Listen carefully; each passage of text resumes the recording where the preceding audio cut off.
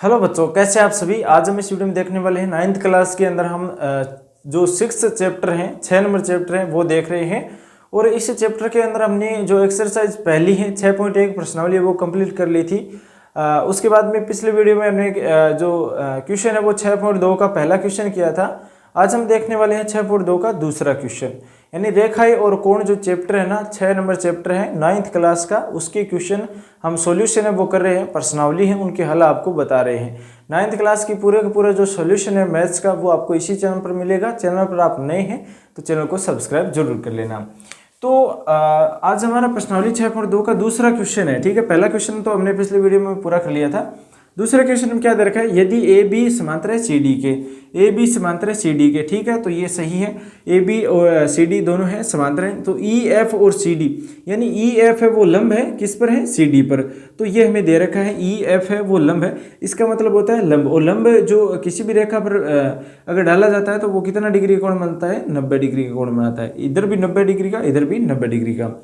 उसके बाद में कोण दे रखा है जी ई डी 126 है, यानी कि दोस्तों जी ई और डी ये 126 है। ये पूरा कोण है वो कितना डिग्री का है, 126 डिग्री का है। तो ए जी ई, यानी ए जी ई ये निकालना है हमें। और उसके बाद में जी ई एफ ये निकालना है। ठीक है, ये हमें निकालना है। उसके बाद में एफ जी ई ये निकालना है। तो ये कोण हमें 3 निकालने हैं, इनके मान निकालने हैं। इसमें हमें एक हिंट दे रखा है कि जी ई डी है वो 126 है, ये क्या है 126 डिग्री है। तो ये तो 90 होता है, ये आपको ध्यान रखना है। इतना ध्यान रखना है कि किसी भी रेखा पर अगर लंब डाला जाता है सीधा तो वो 90 डिग्री कोण बनता है। अब ये 90 डिग्री का हो गया, वो टोटल क्या है 126 का है। तो 126 में से हम 90 घटा देंगे तो ये आ जाएगा ए ई एफ आ जाएगा।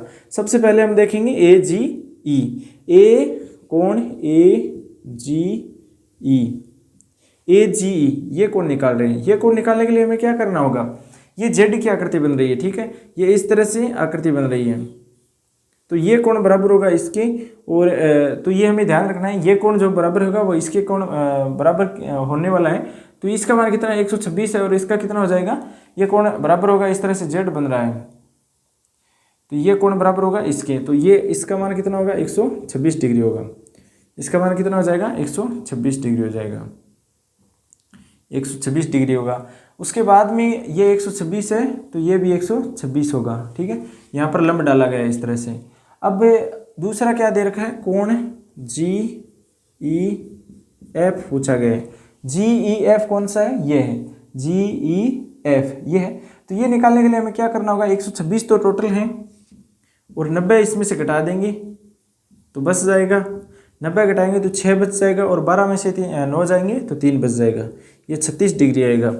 कोण जी ई एफ कितना होगा, 36 डिग्री होगा, क्योंकि ये टोटल 126 डिग्री का इतना, और इतना हमें पता है कि 90 डिग्री का होता है। तो 90 इसमें से घटा देंगे तो कितना आएगा, 36 डिग्री आएगा। इसका मान आएगा 36 डिग्री। एक 36 आ गया, एक 126 आ गया। उसके बाद में बच गया एफ जी ई, ये निकालना है हमें, ये मान निकालना है। ये मान निकालने के लिए हमें क्या करना होगा, देखिए ये तो हमारे पास आ गया 36, और ये किसी भी रेखा पर लंब डाला जाता है तो कितने डिग्री का होता है, 90 डिग्री का होता है। तो 90 और 36 को जोड़ देंगे, और जोड़ने के बाद में 180 में से घटा देंगे। ठीक है, कोण एफ जी ई ये निकालना है। ये निकालने के लिए हमें क्या करना होगा, पहले तो इन दोनों को जोड़ना होगा। 180 माइनस हो जाएगा 36 प्लस 90 जुड़ जाएगा। 36 और 90 हमने जोड़ा है, 126 है। तो 126 इसमें से घटा देंगे 180 में से, 180 में से 126 घटाना है।